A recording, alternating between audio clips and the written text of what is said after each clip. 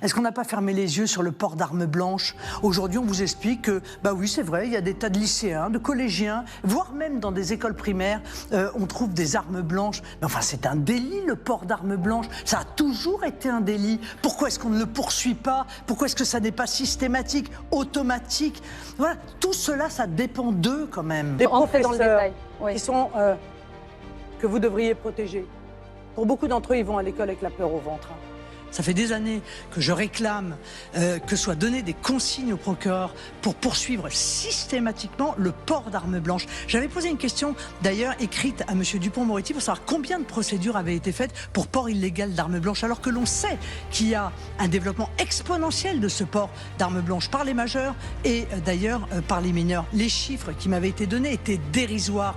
Il y a trop de professeurs aujourd'hui qui se font malmener, qui se font brutaliser parce que l'insécurité est entrée dans l'école. Commençons encore une fois par faire appliquer le code pénal.